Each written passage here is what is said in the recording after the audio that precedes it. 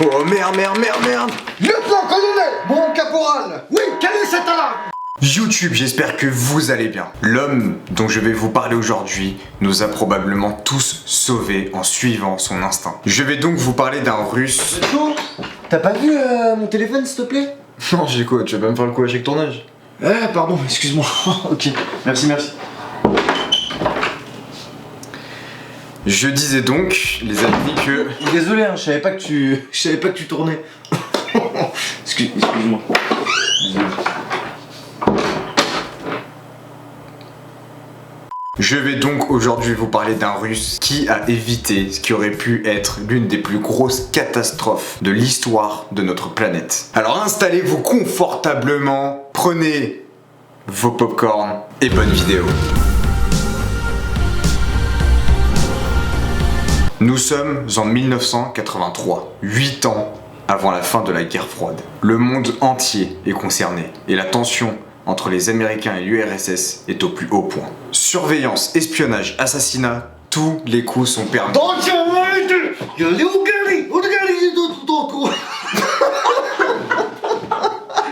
parle japonais. Ces deux pays ont en leur possession des bombes nucléaires capables de ravager des pays entiers. Et c'est là qu'intervient notre bon Stanislav Petrov.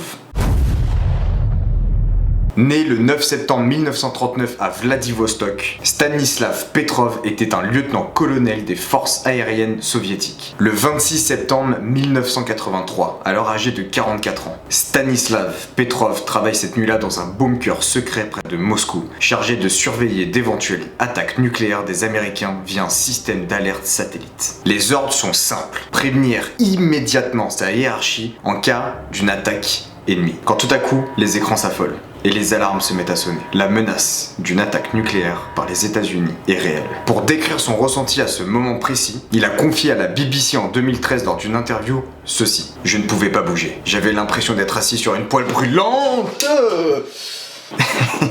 Les amis, malgré mon petit sketch un peu merdique, faut dire ce qui est, c'est vraiment ce qu'il a dit. C'est comme ça qu'il a décrit la situation. Il avait l'impression d'être assis sur une poêle brûlante.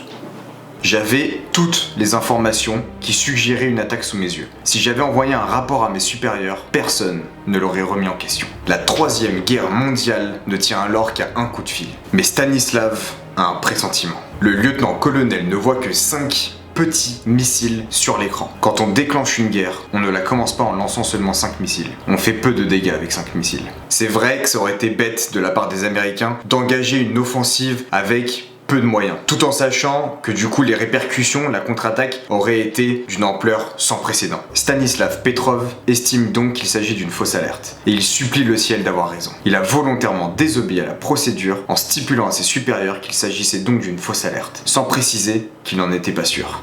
Oh merde. Lieutenant-colonel, mon caporal. Oui, quelle est cette alarme? Ce n'est rien, mon caporal, je vais régler ça tout de suite. Surtout, ne paniquez pas. J'ai même pas fini mon café, alors ça vite. Oui, mon caporal. Et que ça saute. Oui, mon caporal. Hein? Que je reviens pas. Oui, mon caporal. Hein? Plus d'une vingtaine de minutes après, il ne s'est toujours rien passé. Stanislav a eu raison. Rapidement, l'erreur technique est confirmée. La décision héroïque de Stanislav est saluée dans les jours qui suivent, mais ne lui apporte aucune reconnaissance car l'affaire est classée top secrète. Forcément pour une question de réputation. L'incident ne fut rendu public qu'en 1998. En 2004 et 2006, il fut distingué pour ses actions dans le World of Citizen, une association pour la paix dans le monde. Il décède malheureusement le 19 mai 2017 à l'âge de 77 ans. Les amis, ce Stanislav Petrov est un petit peu notre héros. Donc vraiment, bravo Stanislav pour ton acte. Bravo Stanislav.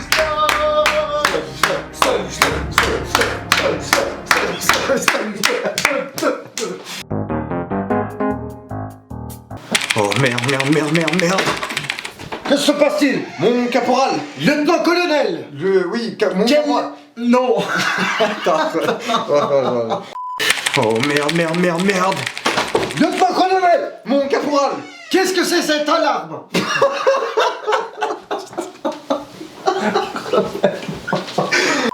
Oh merde.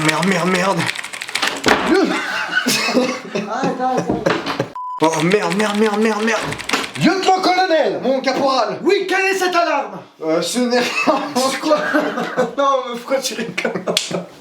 Non. Attends, viens, on refait, c'est la bonne. C'était parfait là. Oh merde. Lieutenant-colonel, mon caporal. C'est toi qui as rigolé là. Oui, mais parce que tu peux rire. Oh merde.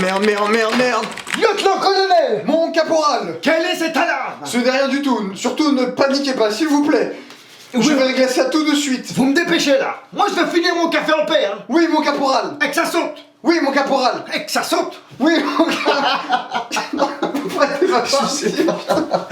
C'est la fin de cette vidéo les amis, je tenais vraiment à vous raconter cette histoire. Je la connais moi depuis des années et je la trouve juste dingue. On a vraiment frôlé la catastrophe, tout s'est joué sur un coup de téléphone. Je sais pas si vous vous rendez compte, et sur un seul homme, Stanislav Petrov. Je dois aussi vous avouer que j'adore ce format de vidéo, je vous ai déjà raconté l'histoire de Roger Bannister dans l'une de mes vidéos précédentes, en y ajoutant un peu d'humour à ma sauce. En tout cas dites-moi si vous aimez ce format. En tout cas, si c'est le cas, n'hésitez surtout pas à mettre un pouce bleu, à me le faire savoir en commentaire et surtout à la partager à vos amis, à votre famille, bref, à tout le monde. N'oubliez pas surtout de vous abonner à mon Instagram. Prenez soin de vous les amis et à la semaine prochaine.